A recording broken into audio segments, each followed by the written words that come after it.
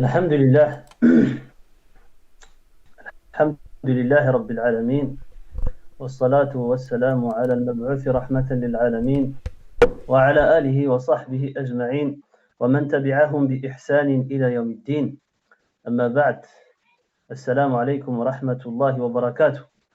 Alhamdulillah, on remercie les frères pour cet effort. On demande à Allah Azza wa Jal de mettre cela dans la balance de leur hasanat, ainsi que de la nôtre, ainsi que de tous ceux qui suivent, Inch'Allah Ta'ala, dans ce mois qu'Allah Tabaraka wa Ta'ala l'a favorisé. Et Allah Azza wa Jal, il multiplie les bonnes actions, il pardonne les péchés et il a franchi du feu de l'enfer.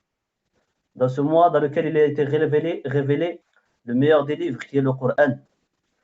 Dans ce mois dans lequel a été envoyé le meilleur des messagers, le dernier, Muhammad sallallahu alayhi wa sallam. Alhamdulillah, mes chers frères et sœurs, Inch'Allah Ta'ala, on va parler du début de la révélation. Comme vous savez, avant que le prophète sallallahu alayhi wa sallam soit envoyé et que la révélation descende sur lui, Quraysh, à Mecca, les Arabes, ils vivaient dans un moment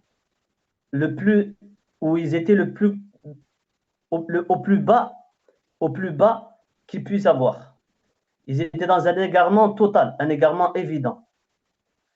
Ils vivaient, c'est-à-dire la perversion, ils vivaient dans l'apostasie, la religion qui était plus forte à cette époque-là, avant que le prophète sallallahu alayhi wa sallam soit envoyé, c'était l'adoration des statues. C'est-à-dire autour de la Kaaba, il y avait plus de 300 statues. Pour eux, ils utilisaient les statues pour se rapprocher d'Allah Azza wa Jalla. C'est-à-dire c'était ça leur religion. Et il ne restait que très peu des gens du livre, par exemple, et des gens qui étaient monothéistes. Il en restait très peu. Et même s'il y en avait peu, eh bien, ils ne pouvaient pas montrer leur religion, car la religion qui était adoptée, qui était pratiquée, qui était plus forte, c'était l'adoration, c'est-à-dire d'associer, c'était l'apostasie. Et alhamdulillah, par la miséricorde d'Allah Azza wa Jal, et comme il a dit aussi le prophète sallallahu alayhi wa sallam, comme quoi Allah Azza wa Jal, il a créé les êtres humains, il a créé l'homme dans la sainte nature. La sainte nature qui est de n'adorer qu'Allah Azza wa Jal. Mais après, les shayatines, ils ont égaré les gens jusqu'à ce qu'ils leur ont rendu licite ce que Allah a rendu illicite. Et alors, ils les ont égarés du chemin d'Allah et de la religion. Et ils ont commencé à adorer les statues. Et Allah Azza wa Jal, il a regardé les Arabes et les non-Arabes et il les a détestés. Tous, sauf très peu des gens du livre. Ce hadith, il prouve qu'à ce moment-là, avant que le prophète sallallahu alayhi wa sallam soit envoyé, il restait presque plus rien, c'est-à-dire il restait plus de personnes qui n'adoraient que Allah Azza wa Jal. Que très peu. Et subhanallah, Allah Azza wa Jal, par sa miséricorde, il a voulu envoyer le prophète sallallahu alayhi wa sallam qui va être la cause de répandre la lumière et d'éteindre les ténèbres. Il va être la cause de guider les gens et de les sortir de l'égarement. Il va être la cause que les gens ils vont revenir au monothéisme, c'est-à-dire à l'adoration d'Allah Azza wa Jal, wahdahu la sharika lah, sans rien lui associer, et de s'éloigner de l'apostasie. Lorsque Ja'far, il était dans l'émigration, il est parti à Al-Habasha, en Éthiopie, et qu'il avait rencontré le roi d'Éthiopie, il y avait quelqu'un qui les a suivis, qui n'était pas encore musulman. Il est parti se plaindre au roi d'Éthiopie pour qu'il libère, c'est-à-dire qu'il laisse les gens qui ont émigré de Mecca pour les laisser repartir avec cette personne-là qui n'est pas encore musulman pour qu'il les refait retourner à leur peuple. Parce qu'il voulait leur faire du mal et les tuer. Et il voulait de eux qui sortent de la religion. Ça, je vais venir à ce que je veux dire. Le roi, il a demandé à Ja'far, radiallahu anhu, il lui a dit, pourquoi vous? Il a a dit, pourquoi, quelle est donc cette religion qui vous a poussé à couper les liens avec votre peuple? Pourquoi vous avez coupé les liens avec votre peuple et vous n'êtes pas rentré vous n'êtes pas resté dans leur religion et vous n'êtes pas rentré dans ma religion? Alors, il a dit, Ja'far, radiyallahu anhu, il a répondu, il a dit, ô roi, nous étions un peuple vivant dans l'ignorance totale. Nous vivons dans l'ignorance. Et l'immoralité, on vivait dans l'ignorance et dans l'immoralité. On adorait des idoles en mangeant la chair des cadavres. On mangeait la chair des cadavres d'animaux, commettant toutes sortes d'atrocités et de pratiques honteuses, brisant les biens de parenté, manquant aux règles d'hospitalité. Le plus fort d'entre nous, exploitant le plus faible, nous demeurâmes en l'état jusqu'au jour où Allah Azza wa Jal nous envoya un prophète qui fait partie de nous, qu'on connaît. On connaît sa véracité, on connaît sa confiance, on connaît son bon comportement. Il a commencé à faire les éloges du prophète sallallahu alayhi wa sallam. Et il a commencé à montrer aussi qu'est-ce que le prophète sallallahu alayhi wa sallam leur a ordonné. Mais le but que je voulais, c'est-à-dire pourquoi j'ai ramené ces paroles-là de Ja'far radiyallahu anhu, pour montrer à quel point, dans quelle ignorance, dans quel égarement ils vivaient. C'est-à-dire il y avait des hommes qui enterraient leurs filles vivantes, tellement qu'il y avait l'ignorance. Il y avait des guerres, il se faisait des guerres pour des choses futiles où beaucoup de gens partaient, c'est-à-dire mouraient en vain pour rien du tout. Et c'est là où Allah Azza wa Jal, il a envoyé le prophète sallallahu alayhi wa sallam. Mais le prophète sallallahu alayhi wa sallam, chose à savoir, le prophète sallallahu alayhi wa sallam, il a été dit que 3 ans avant que la révélation ne descende sur lui, avant ses 40 ans, il a détesté son peuple. Il a détesté tout ce que son peuple lui faisait comme mal. Il a détesté cette ignorance. Il n'était pas d'accord avec eux. Et le prophète, sallallahu alayhi wa sallam, il n'a jamais bu du vin. Il n'a jamais écouté de la musique, c'est-à-dire assisté à un mariage où il y avait des femmes qui dansaient, etc., etc. Le prophète, sallallahu alayhi wa sallam, il n'a jamais désobéi à Allah. Et il a été dit qu'il y a 2 fois où le prophète, sallallahu alayhi wa sallam, il a voulu aller vers un endroit où il y avait du mal. Pas parce qu'il voulait faire du mal, mais il allait vers cet endroit-là. Et Allah Azza wa Jal lui a envoyé sur lui le sommeil. C'est-à-dire Allah Azza wa Jal a fait qu'il dorme. Il s'est endormi jusqu'à ce que le soleil se levait. Et ensuite, il a voulu partir une autre nuit et il lui est arrivé la même chose. Le prophète sallallahu alayhi wa sallam, à ce moment-là, comme on a dit, 3 ans avant que la révélation descende sur lui, le prophète sallallahu alayhi wa sallam, il partait dans une grotte qui est dite Hira. Il partait dans cette grotte qui est dans une montagne qui s'appelle Jabal al-Nour. Elle n'est pas très loin de Mecca. Elle a que quelques kilomètres. Il partait pourquoi? Il partait pour s'isoler. Il partait pour s'isoler et il partait faire une retraite spirituelle. Même si le prophète sallallahu alayhi wa sallam n'avait encore rien comme révélation, il y avait cette sainte nature qui était en lui, qui n'avait pas pourri. Parce que la personne, elle naît dans la sainte nature. Mais c'est elle, la personne, qui va pourrir ou qui va, on va dire, noircir ou qui va salir son cœur et sa propreté de cette sainte nature-là. Donc, subhanallah al-azim, le prophète sallallahu alayhi wa sallam, comme on a dit, il n'a jamais désobéi à Allah. Il n'a jamais fait des choses mauvaises. Mais il n'a pas aimé son peuple et il s'est éloigné de son peuple, il s'est isolé dans cette grotte. Il s'isolait et subhanallah al-azim, il méditait. En plus, la grotte, elle est placée dans un endroit, masha'Allah, où il était devant la création d'Allah Azza wa Jal. Et il réfléchissait comment faire pour que ces gens-là, les gens de Quraysh, les Arabes, sortent de leur ignorance. Je dis les Arabes parce que lui, il regardait son peuple qui était devant lui.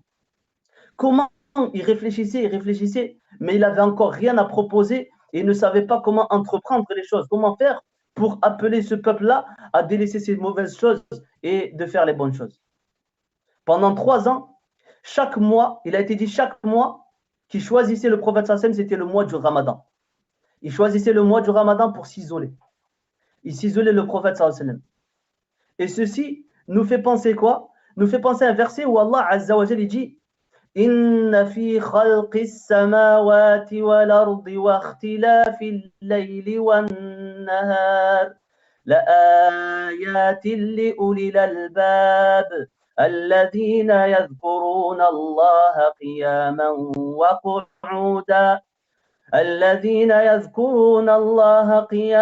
وقعودا وعلى جنوبهم ويتفكرون في خلق السماوات والأرض ربنا ما خلقت هذا باطلا سبحانك. Dans ce verset, Allah il dit dans le sens du verset, il y a certes dans la création des cieux et de la terre et dans l'alternance du jour et de la nuit des signes pour les gens doués d'intelligence. C'est-à-dire, subhanallah, le prophète sallallahu alayhi wa sallam, il dit malheur à celui qui lit ce verset et qui ne médite pas, dans le sens du hadith. Ça veut dire, subhanallah, le prophète sallallahu alayhi wa sallam, il partait là-bas et il méditait. Et il réfléchissait dans un endroit où il est loin du mal, où il est loin de la perversion, il est loin de la vie des gens, il est loin des statuts, il est loin de la désobéissance d'Allah, malgré que le prophète sallallahu alayhi wa sallam ne savait pas encore exactement comment, c'est-à-dire adorer Allah. Il n'avait pas encore cette révélation-là. Et alors, chaque mois du Ramadan, et à la troisième année, au troisième mois du Ramadan, avant cela, il a eu ses 40 ans, alayhi salatu wassalam, parce qu'il est né dans le mois de Rabi' al-Awwal. Donc le Ramadan, il vient à peu près 6 mois, on va dire 6 mois après sa naissance. Le prophète sallallahu alayhi wa sallam, il a été dit qu'il commençait à avoir des rêves. Il a dit, le prophète sallallahu alayhi wa sallam, qu'il commençait à avoir des rêves. Et les rêves, pour les prophètes, ce sont une révélation. Sauf que ça, c'est une révélation lorsqu'il est dans le sommeil. Donc la révélation, elle est venue à ses 40 ans. Et le prophète sallallahu alayhi wa sallam, chaque fois qu'il voyait un rêve, ce rêve-là, c'est-à-dire ce rêve-là, il se produisait exactement comme il le voyait. Et alors, pendant à peu près 6 mois comme ça, jusqu'au mois du Ramadan, le prophète sallallahu alayhi wa sallam est rentré pendant ce mois du Ramadan, où la révélation, elle va descendre sur lui, le meilleur des livres, la parole d'Allah Azza wa Jal, qui vient compléter tous les livres qui ont été descendus avant. Pendant ce mois-là, le prophète sallallahu alayhi wa sallam, il revient à sa retraite spirituelle. Il allait beaucoup, c'est-à-dire il partait dans cette retraite spirituelle, comme on dit, à cette retraite, il s'isolait. Et quand il revenait chez les siens, il revenait chez Khadija radhiyallahu anha pour s'approvisionner, pour reprendre ses provisions. Et ensuite, le prophète sallallahu alayhi wa sallam, il repartait à la retraite. Il repartait à cette grotte pour méditer et pour réfléchir et pour adorer Allah Azza wa Jal surtout. Et quand il était dans cet état-là, le prophète sallallahu alayhi wa sallam, jusqu'au jour où il est descendu Jibril alayhi salam. Il a été dit plusieurs versions.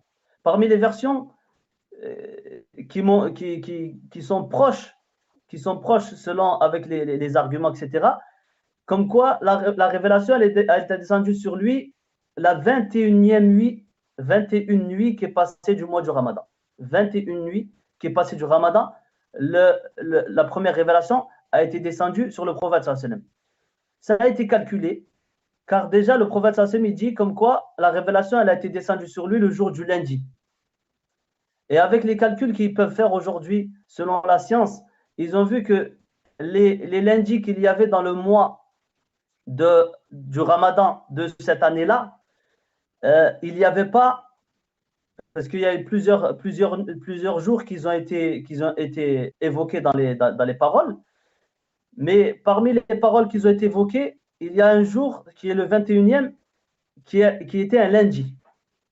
Et en plus, le prophète sallallahu alayhi wa sallam, lorsque la révélation s'est arrêtée sur lui, pendant ces jours-là, il a été dit qu'il était en train de revenir vers les siens, vers chez lui. Et c'était quand qu'il était en train de revenir, c'était lorsque le Ramadan est fini, c'était le premier jour de Shawwal. C'était le premier jour de Shawwal. Et ils ont dit, subhanallah, comme le Coran il a été révélé dans la nuit du destin. Allah a dit, Inna anzalnahu fi laylatil qadr. Certes, Allah Azza wa Jalla dit, certes, nous l'avons fait descendre dans la nuit du destin. Et la nuit du destin, elle est dans les 10 derniers jours. Et aussi, le prophète sallallahu alayhi wa sallam, comme on a dit, pendant ces nuits-là, son effort, il était encore plus que dans les autres jours. Et il y a des autres versets qui prouvent aussi que le Coran il a été descendu dans la nuit du destin. Et cette nuit du destin, selon les hadiths, elle est dans les 10 dernières nuits du mois du Ramadan. Donc, subhanallah, chacun d'entre nous, il réfléchit à ce qui s'est passé au prophète sallallahu alayhi wa sallam. Et le premier pas vers Allah, Azza wa Jalla, le premier cheminement vers Allah de la personne, il faut qu'il sache qu'il doit s'isoler. C'est-à-dire il doit se couper de toute perversion, de toute désobéissance d'Allah, de toute fréquentation qui nous éloigne d'Allah, de tout ce qui nous accroche, qui nous prive d'avancer vers Allah Azza wa Jalla. S'il n'y a pas cette coupure, la personne ne peut pas profiter de la révélation. La personne ne peut pas profiter de ce qui vient d'Allah Azza wa Jalla, ce qui vient de pur. En premier, il y a takhliya, il faut se vider avant de se remplir.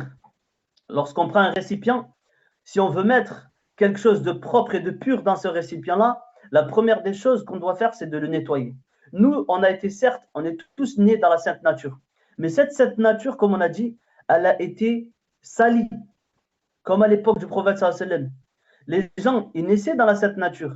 Mais à cause de ce qui les entourait comme mal, et comme égarement, et comme ignorance, alors la personne, elle se salit et elle perd cette sainte nature-là. Et pour retrouver cette sainte nature-là, la première des choses, c'est de s'isoler. Le prophète, sallallahu alayhi wa sallam, il s'isolait. Il y avait une coupure entre lui et ce monde d'égarement. Il y avait une coupure entre lui et cette ignorance qui était propagée à Quraysh. Donc le prophète, sallallahu alayhi wa sallam, comme on a dit, il est descendu ce jour-là, il était dans la grotte et il est descendu vers lui, Jibril alayhi salam. Il est descendu avec l'ordre de son Seigneur, subhanahu wa ta'ala. Allah Azza wa Jalla, c'est lui qui l'a envoyé.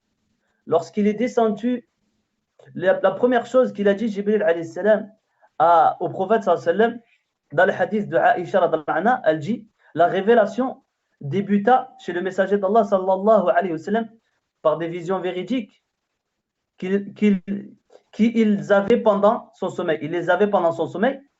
Puis ensuite, Allah Azza wa Jalla a révélé sur lui ces versets-là qu'on va citer, Inch'Allah ta'ala. Et c'était dans la grotte. Et Jibril alayhi salam, il est descendu sur lui. Et cette fois-ci, cette révélation-là, ça ne sera pas la révélation en état de sommeil, qui sont des rêves, mais c'est la révélation de la parole d'Allah Azza wa Jalla. C'est la révélation de la parole d'Allah Azza wa Jalla. Alors il est descendu vers lui, Jibril alayhi salam, et il a pris comme ça, il a enveloppé, il a serré vers lui, il a pris, il a serré et il lui a dit Iqra, lis. Alors le prophète sallallahu alayhi wa sallam, il lui dit je ne sais pas lire. Ma ana biqari. Et il le relâche. Ensuite, il le reprend, Jibril alayhi salam, il le serre et il lui dit Iqra, et il le relâche. Il lui dit lis. Et le prophète sallallahu alayhi wa sallam, il lui dit je ne sais pas lire. Ensuite, il le reprend, il le resserre et il lui dit lis, et il le relâche. Et il redit pour la troisième fois je ne sais pas lire. Et alors Jibril alayhi salam, il lui dit Iqra bismi rabbika alladhi khalaq. Lis au nom de ton Seigneur. Lis par le nom de ton Seigneur, celui qui a créé.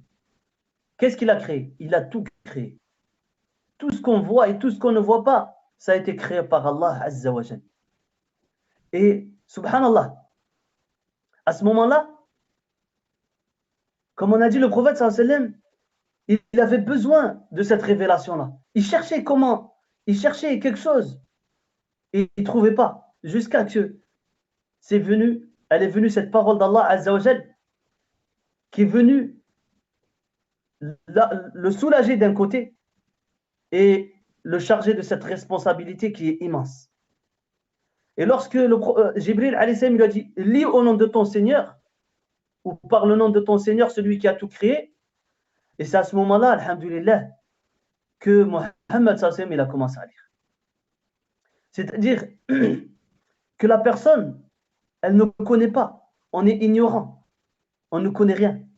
Mais celui qui va nous donner cet apprentissage, cette connaissance, c'est celui qui a créé. Et c'est lui le savant de toutes choses. C'est Allah Azza wa Jal. Si la personne maintenant, il veut lire au nom d'Allah, alors sa lecture, elle sera pleine, elle sera bénéfique et elle sera pleine de bienfaits. Mais si la personne, il ne demande pas l'aide d'Allah Azza wa Jal et il ne lit pas au nom d'Allah Azza wa Jal, sa lecture ne sera pas bénéfique. Combien de gens ils ont de la science?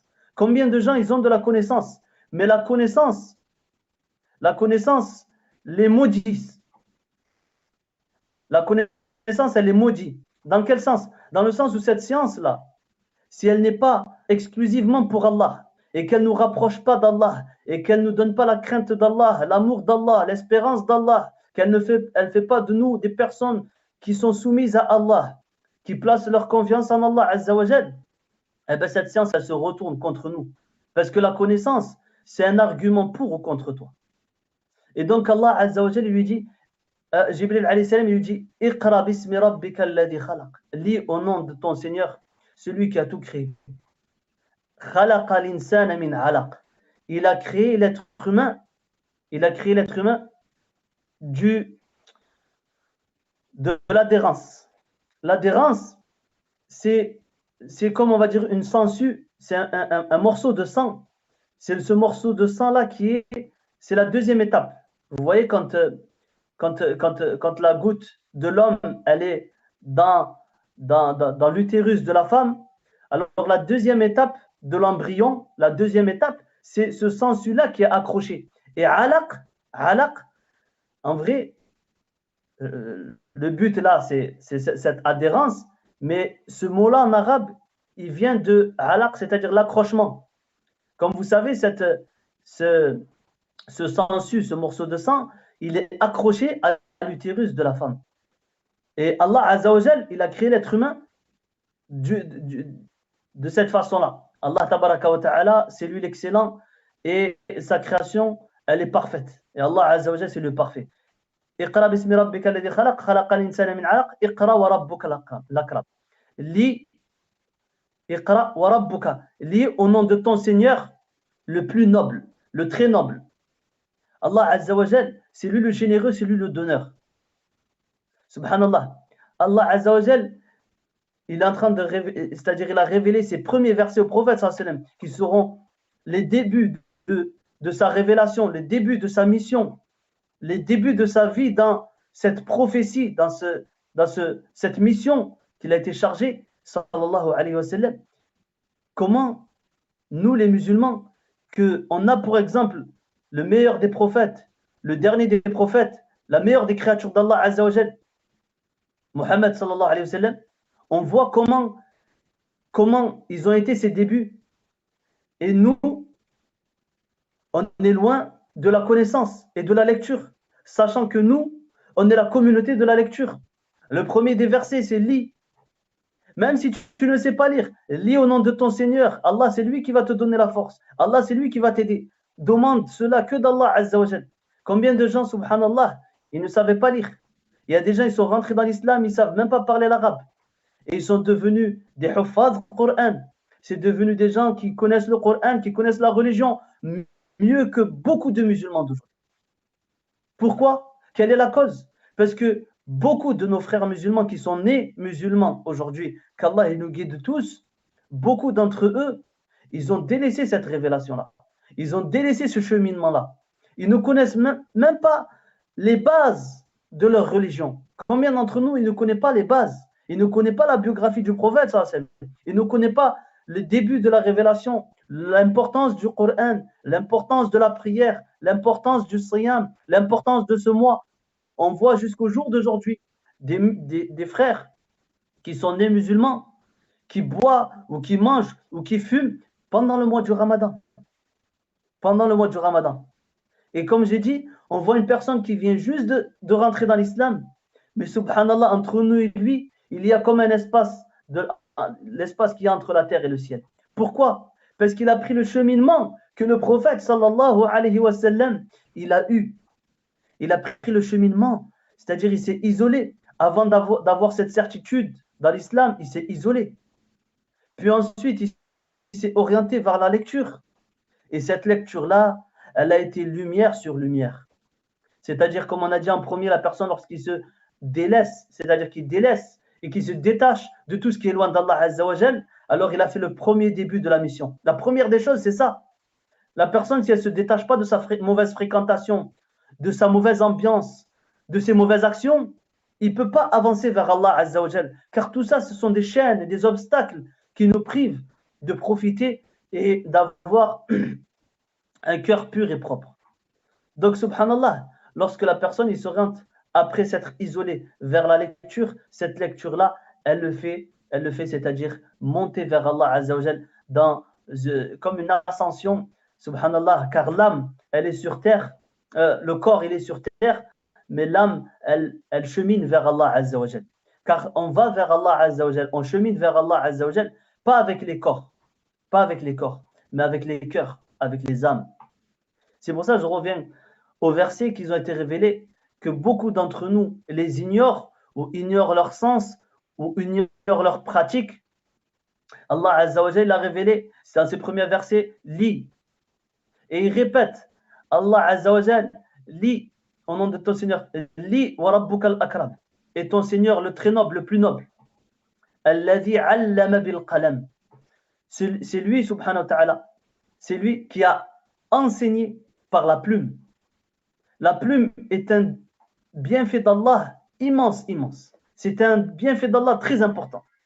Par la cause de la plume, la science a été protégée. Par la cause de la plume, la science est protégée, comme on dit. Et Allah Azza wa Jalla dit pour finir, parce que les 5 versets qui ont été descendus, comme il a été mentionné, le dernier des versets, Alladhi allama bil qalam allama l'insana ma lam ya'lam.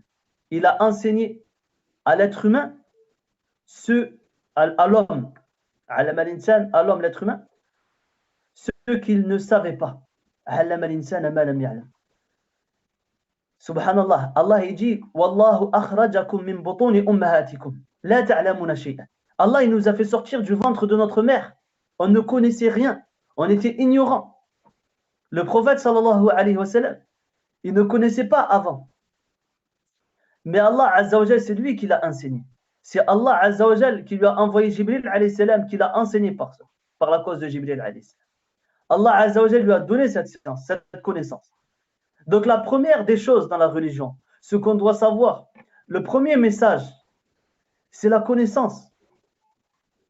Le plus grand des bienfaits sur nous, c'est la connaissance.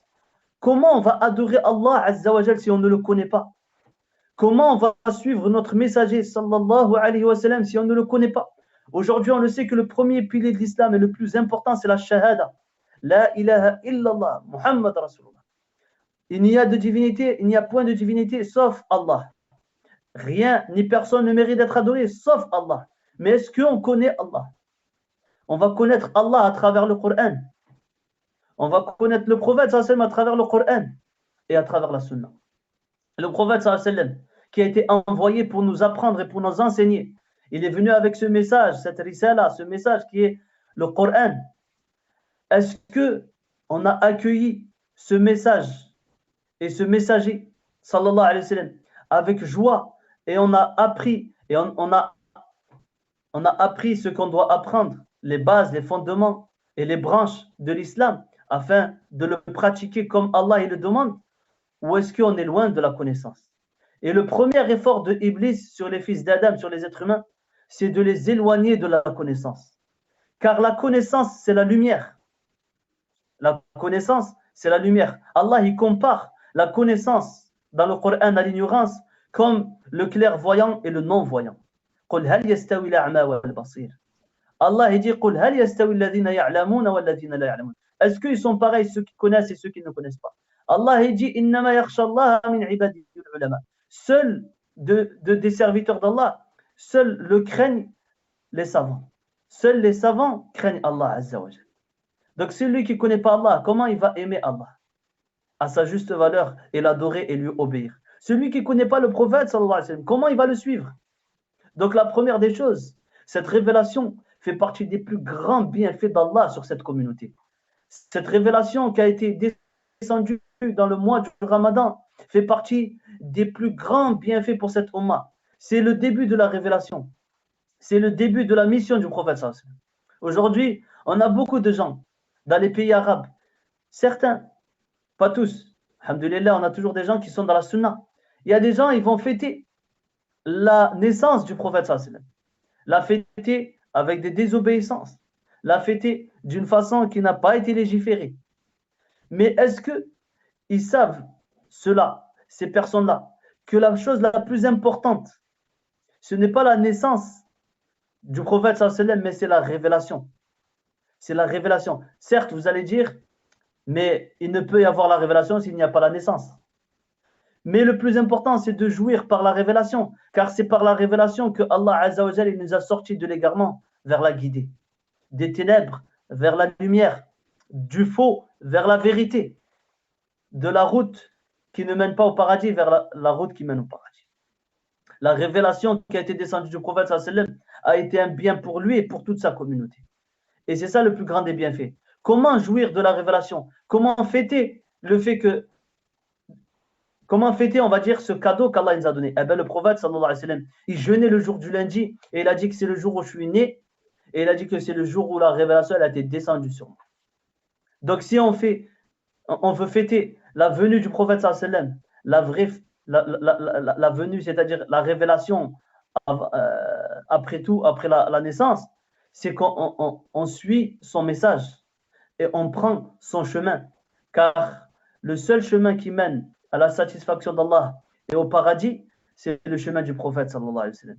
Et pour finir, incha'Allah ta'ala, à travers le début de la révélation, cette miséricorde qu'Allah Azza wa Jal, il nous a donnée, et Allah Azza wa Jal, il a envoyé le prophète sallallahu alayhi wa sallam, miséricorde pour toute l'humanité. Ça veut dire, subhanallah, Allah, il parle de la révélation, il parle de l'envoi du prophète sallallahu alayhi wa sallam. Il parle de l'envoi. Allah, il a envoyé le prophète sallallahu alayhi wa sallam pour miséricorde pour toute l'humanité. On était tous dans le châtiment. On était tous dans la perte. On était tous des orphelins. On était tous dans la pauvreté. Et Allah Azza wa Jal, il nous a guidés par le prophète sallallahu alayhi wa sallam. Et Allah Azza wa Jal, il nous a fait sortir de l'égarement par le prophète. Donc le plus grand des bienfaits, le bienfait de la révélation. Donc ce qui est triste aujourd'hui, c'est comment, mes chers frères et sœurs, comment on s'éloigne de cette révélation, comment on s'éloigne de la vie des âmes, la vie des cœurs, la vie des corps. La personne elle ne trouvera la joie que si elle revenait vers ce Coran. Elle ne trouvera la joie que si elle s'orientait vers cette révélation.